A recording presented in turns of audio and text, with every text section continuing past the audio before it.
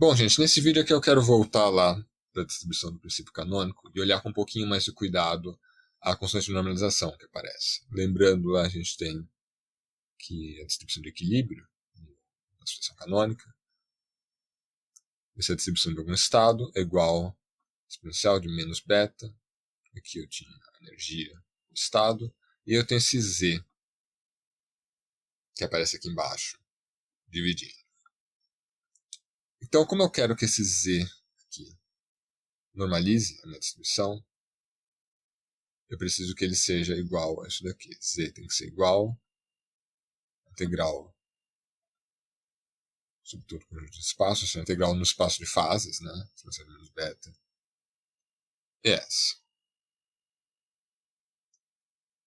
Isso aqui seria uma integral em todo o espaço de fases.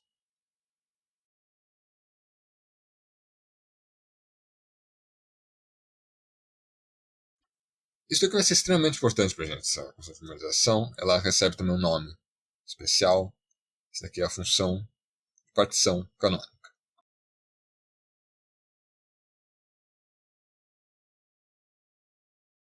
Eu vou começar aqui falando de alguns truques para a gente calcular essa função de partição de maneira mais rápida, sem precisar ficar esquentando muito a cabeça com essas integrais. E esses truques aqui são mais pensando no caso clássico mesmo. O caso quântico vai ter os seus próprios truques. Mas uma coisa que aparece em geral é que quando eu tenho variáveis, que nesse caso seriam as coordenadas, né, do meu espaço de fase, que vão ser independentes, eu posso olhar como se fosse uma função de partição para cada um dos pedaços independentes e depois juntar tudo para ter a função de partição do sistema inteiro.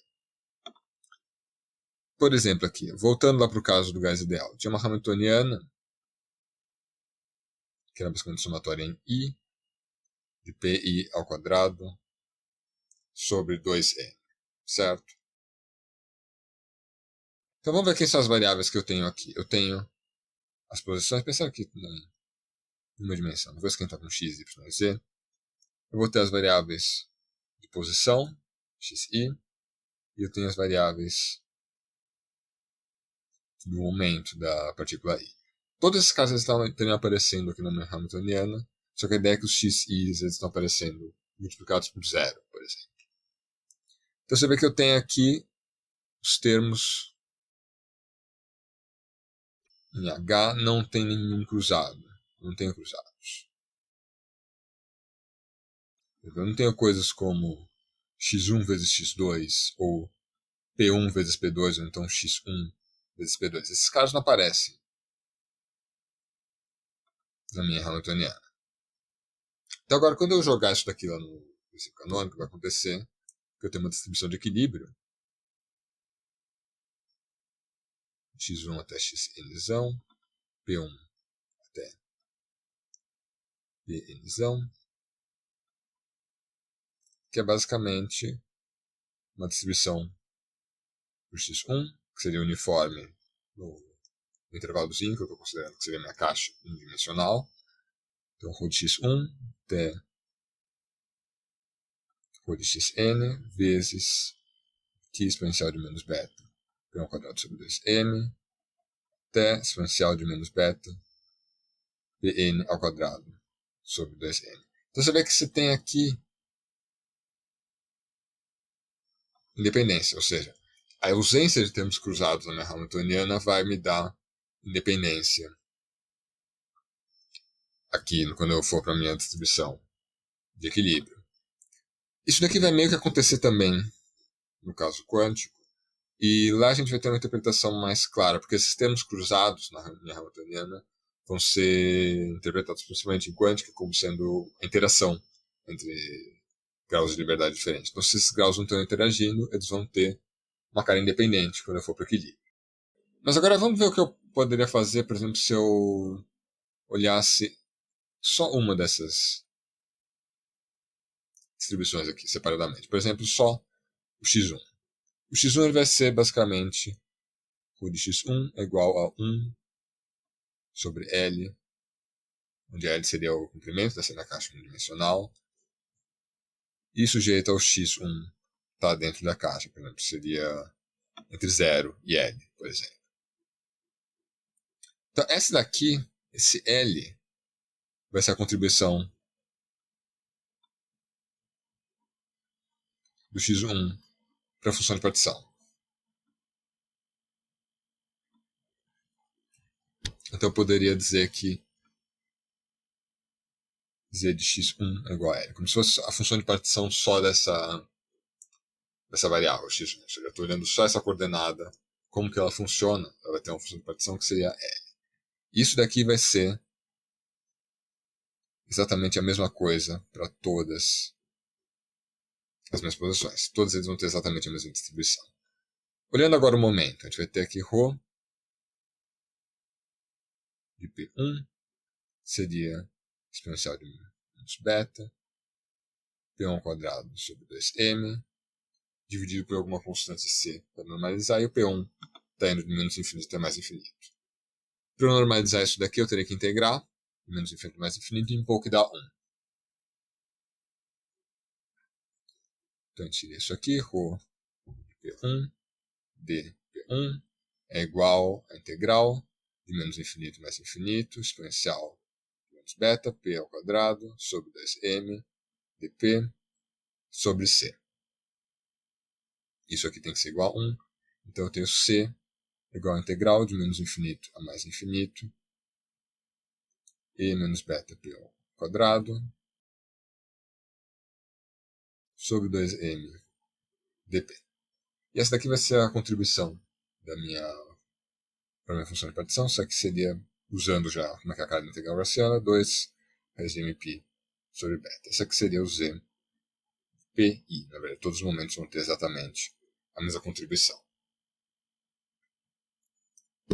Nota que isso daqui é realmente como se fosse uma função de partição. Por exemplo, no caso da posição xi,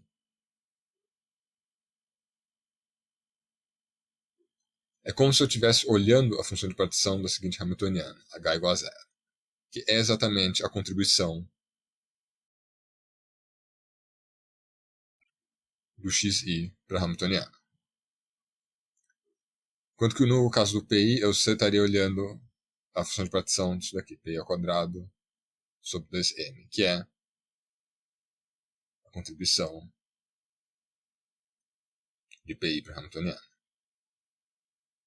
Então a gente chegou nessa conclusão, né? Ou seja, z de xi era igual a L, e z de pi dava a raiz quadrada de 2m π sobre beta. Então agora quem vai ser a minha função de partição total? É basicamente o produto de todas elas, ou seja, o produto de todas as funções de partição das posições e o produto de todas as funções de partição dos momentos. Então você percebe que eu só precisei calcular integrais simples, ou seja, não precisei pensar naquela integral múltipla. Na verdade, o que está acontecendo aqui é que aquela integral múltipla fatora. Ou seja, cada uma das posições fatora, cada um dos momentos fatora. Isso aqui vai me dar, no fundo, L elevado a n, 2mπ sobre beta elevado a n sobre 2. Lembrando do que aconteceu lá no gás ideal, a gente teria basicamente Z, seria produtória, em um Z posicional,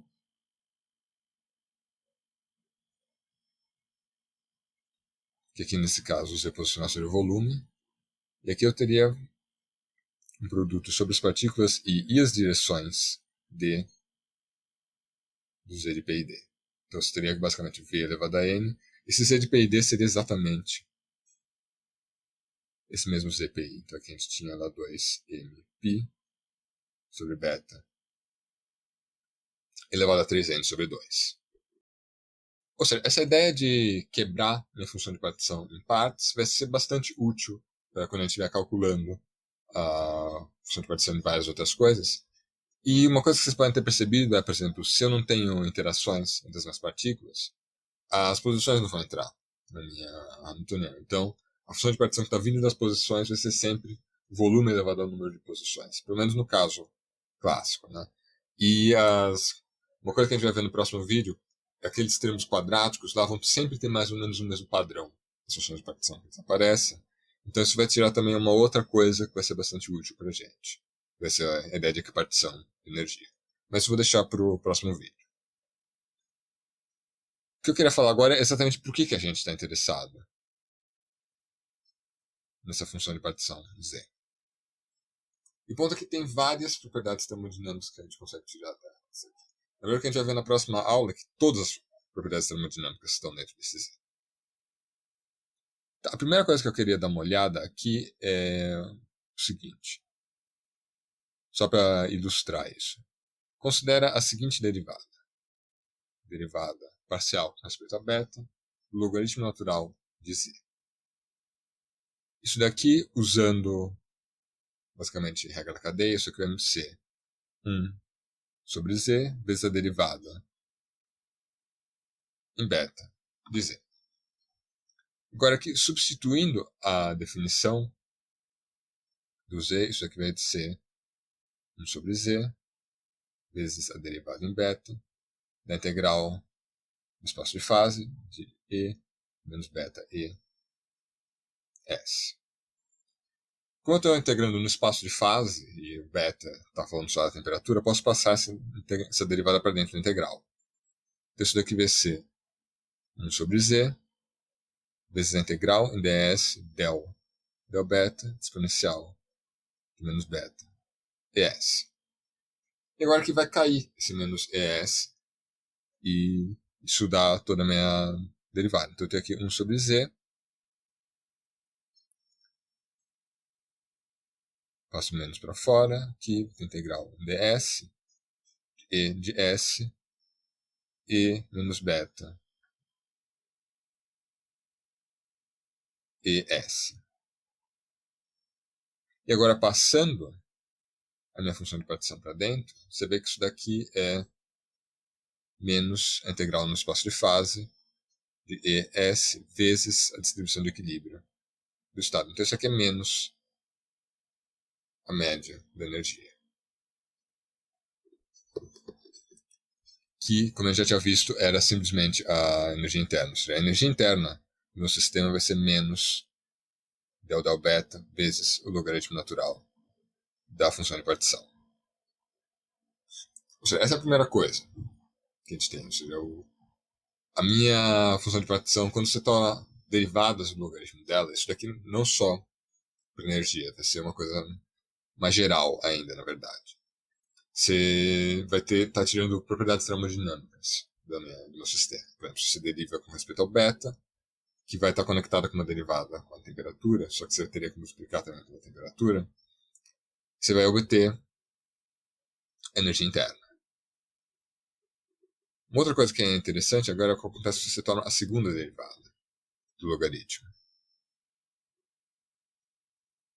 De novo, olhar o caso que eu estou derivando com respeito ao beta. Isso aqui vai me dar del beta vezes 1 sobre Z vezes del beta de Z, aplicando a regra da cadeia aqui. E agora, aplicando a regra do produto, você tem menos 1 sobre Z ao quadrado del beta Z, que seria a derivada 1 sobre Z, vezes esse del beta del Z que já estava aqui. Então vai estar quadrado aqui. E aqui eu vou colocar mais o outro termo da regra do produto. Então aqui tem 1 sobre Z vezes del beta 2 de Z.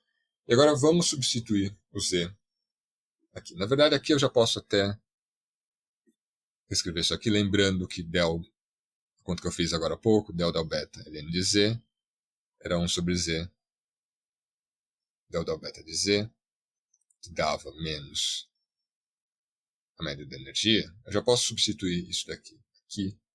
Então eu tenho a seguinte conclusão: del beta 2 ln de Z igual a 1 sobre Z del 2Z del beta 2 menos o quadrado da média da energia. Agora vamos ver o que acontece com essa segunda derivada aqui. A gente vai ter o seguinte: del beta 2 integral no espaço de fase de E menos energia do sistema. Passo para dentro e agora tem um beta aqui. E agora, se você derivar duas vezes, vai cair duas vezes a energia. Então você tem aqui integral em ds da energia ao quadrado de S e menos beta ES. Substituindo isso aqui de volta, passando essa função de partição para dentro, a gente tem integral no espaço de fase, 1 sobre z e ao quadrado do sistema e menos beta ES. Aqui apareceu a distribuição do princípio canônico, e que eu tinha menos a média do quadrado da energia. Então isso aqui é a média do quadrado da energia. Então a gente tem E ao quadrado menos a média de E. Ou seja, a gente chegou na seguinte conclusão. A média de E é a primeira derivada menos a primeira derivada do logaritmo natural de Z. E a variância da energia é a segunda derivada do logaritmo natural de Z. Isso aqui vai ter uma consequência bastante importante, na verdade, em geral, pra gente. Eu vou agora botar aqui. Essas duas equações são só uma derivada da outra. Então, eu cheguei à conclusão que a variância da energia era menos a derivada com respeito ao beta da minha energia interna. E agora aqui eu vou usar o fato que eu estou derivando com respeito a 1 sobre kBt. Vou agora transformar isso aqui numa derivada da temperatura. Eu tenho que aplicar mais uma regra da cadeia aqui. Então isso aqui vai me dar basicamente menos del T, del beta, vezes del T de U. E aqui aparece a coisa interessante. Del T de U é igual à capacidade térmica do meu sistema. Então isso aqui vai ser menos a capacidade térmica do sistema, CT, vezes isso daqui. Isso aqui é basicamente 1 sobre del beta del T, vamos ser CT, dividido aqui pela derivada a respeito da temperatura de menos 1 sobre kBt, vai ser igual a CT, que isso me dá menos 1 sobre kBt ao quadrado, mais ali. E agora a gente tem isso daqui, ou seja, CT vezes kBt ao quadrado igual a variância da energia. Então, a gente tem basicamente o seguinte dessa equação aqui. Primeiro, a capacidade térmica, ela, num certo sentido, está medindo a variância da energia. Ou seja, a capacidade térmica no sistema está ligada com as flutuações de energia no sistema.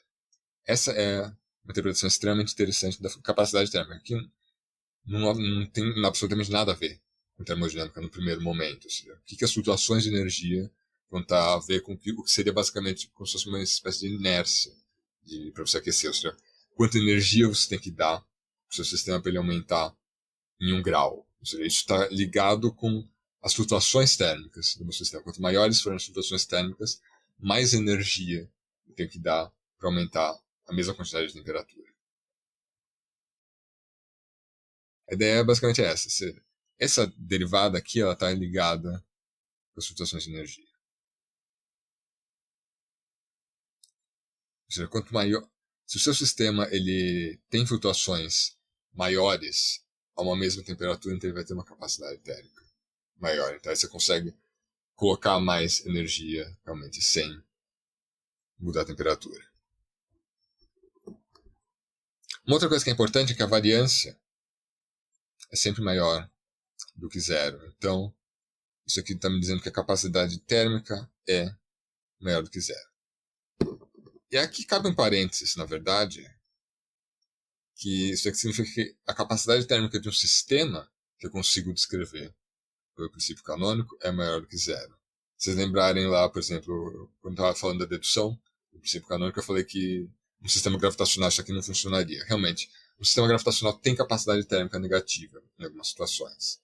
mas é porque ele não segue as regras do canônico, então ele não está seguindo absolutamente nada disso aqui que eu estou fazendo aqui.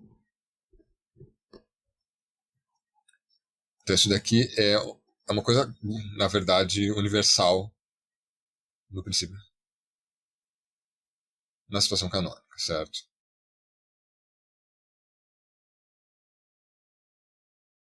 Também um outro parênteses de nomenclatura, eu estou falando sempre situação canônica, o nome que vocês vão encontrar mais comumente nos livros é ensemble canônico.